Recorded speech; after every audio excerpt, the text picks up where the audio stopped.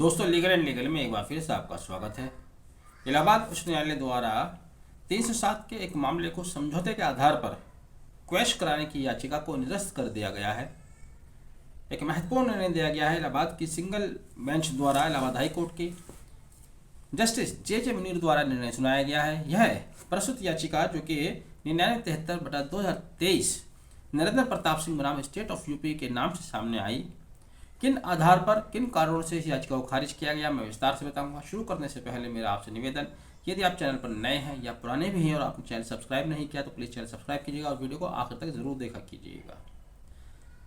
दरअसल मामला इलाहाबाद के ही थाना इनायतपुर का है और बहुत पुराना एक मामला है, सराय इनायतपुर का, वर्ष 1991 का। 307 का ये मामला हुआ, दो पार्टीज के बीच में झगड़ा हुआ, बाद में दोनों पार्टी में समझौता हो जाता है और उस समझौते को लेकर ये सेशन कोर्ट जाते हैं, लेकिन सेशन कोर्ट द्वारा समझौता स्वीकार नहीं किया जाता। इसी निर्णय के विरुद्ध हाईकोर्ट के समक्ष प्रस्तुत याचिका लाई जाती है। हाईकोर्ट द्वारा दोनों पार्टीज को सुना गया, मामले का अवलोकन किया गया तथा याचिकाकर्ता द्वारा जो प्रश्न उठाया गया, उन्होंने कहा था, याचिकाकर्ता ने कहा था कि झगड़े में जो चोटें आई हैं वह विक्टिम के वाइटल बॉडी पार्ट्स पर नहीं है, टॉर्सो पर नहीं है, लिम्स पर चोटें आई हैं।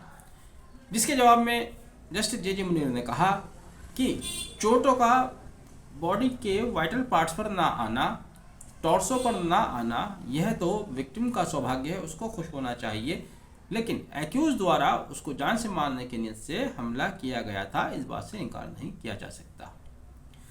यहाँ पर बेंच द्वारा सुप्रीम कोर्ट के एक पुराने निर्णय को भी कोट किया गया जो कि इत्तेफाक से इसी नाम से मिलता जुलता है, नरेंद्र सिंह बनाम स्टेट ऑफ पंजाब, जिसमें सुप्रीम कोर्ट ने कुछ डायरेक्शन हाई कोर्ट्स को दिए थे कि 307 के केस को क्वैश करते समय उन्हें किन बातों का ध्यान रखना चाहिए। अगर उस आदेश को आप देखें तो कहीं ना कहीं वर्तमान हाई कोर्ट का आदेश सुप्रीम कोर्ट के आदेश के खिलाफ भी जाता हुआ दिखाई दे रहा है। उस आदेश का भी पूरी तरह से पालन इस आदेश में नहीं हुआ, ये खास बात है। क्या कहा था सुप्रीम कोर्ट ने, एक बार उसको देख लीजिएगा। सुप्रीम कोर्ट ने कहा था कि दो पार्टीज के बीच समझौता हो जाता है, वो समझौते को लेकर हाई कोर्ट के समक्ष आते हैं, कहते हैं हम अच्छे दोस्तों की तरह रहना चाहते हैं, अच्छे पड़ोसियों की तरह रहना चाहते हैं, तो ऐसे में हाई कोर्ट का भी क्या होना चाहिए। सुप्रीम कोर्ट ने उस समय कहा कि हाई कोर्ट को देखना होगा कि जिस ऑफेंस में केस रजिस्टर्ड हुआ, जिसमें समझौता हुआ, क्या वह 320 की परिधि में आता है, तो ये केस 320 की परिधि में नहीं आता। सीआरपीसी की धारा 320 में कंपाउंडेबल ऑफेंसेस के बारे में बताया गया, उस पर हम एक पहले विस्तार से वीडियो बना चुके हैं, लिंक मैंने दिया हुआ है, आप उसको भी देख सकते हैं। दूसरा, आपको देखना है कि झगड़ा निजी था, प्राइवेट था, या इस विवाद का सोसाइटी एट लार्ज पर कोई एडवर्स इफेक्ट पड़ने वाला था। यहाँ पर मैं आपको ये भी बता दूं कि इससे पहले स्टेट ऑफ राजस्थान बनाम शंभू खेवत में सुप्रीम कोर्ट द्वारा ही 307 के अंतर्गत कारित अपराध को क्राइम अगेंस्ट सोसाइटी घोषित किया गया था। तो जो अपराध समाज के विरुद्ध घोषित हो चुके हैं, समाज के विरुद्ध माने जाते हैं, उनमें समझौता नहीं किया जा सकता। तो यहाँ पर एक टेक्निकल मिस्टेक ये भी हुई पार्टी से कि उन्होंने समझौता किया और समझौते को लेकर उन्होंने दाखिल कर दिया। क्या करना चाहिए था, आप समझदार हैं, सब समझते हैं, बताने की जरूरत नहीं है। अब जिस बात को हम कह रहे हैं कि यहाँ सुप्रीम कोर्ट के दिशा निर्देश से अलग जाकर यह निर्णय आया है, वो दिशा निर्देश क्या थे। सुप्रीम कोर्ट ने नरेंद्र सिंह बनाम स्टेट ऑफ राजस्थान में 2014 में यह भी कहा था कि हाई कोर्ट को 307 के मामलों को क्वैश करते समय यह देखना चाहिए कि क्या चोटें जो कारित की गई हैं वह बॉडी के वाइटल पार्ट पर तो नहीं है। अगर बॉडी के वाइटल पार्ट्स पर नहीं है, यानी कि हीनियस क्राइम नहीं है, तब समझौता स्वीकार किया जा सकता है। अदरवाइज बाकी और जो कंडीशन बताई गई थी उनको देखते हुए समझौते को स्वीकार नहीं करना चाहिए।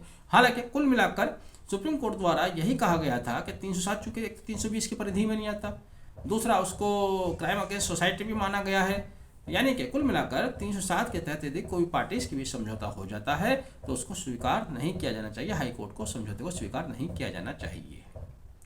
तो इस तरह से तो देखा जाए हाई कोर्ट का निर्णय ठीक है, ठीक ही है, लेकिन यहाँ पर जैसे कि मैंने पहले कहा कि पार्टीज द्वारा थोड़ी सी सावधानी नहीं बरती गई बहरहाल मैं समझता हूँ कि जो जानकारी आपको दी गई है ये आपके काम आएगी। अगर आपका भी कोई इस तरह का मामला है और आप वहाँ समझौता कराने की सोच रहे हैं, समझौता पार्टीज के बीच हो रहा है, तो समझौता दाखिल करने के अलावा कोई दूसरा रास्ता अख्तियार कीजिए ताकि आपकी ये पिटीशन इस तरह से खारिज ना हो। आपने वीडियो आखिर तक देखा, thank you, have a nice day.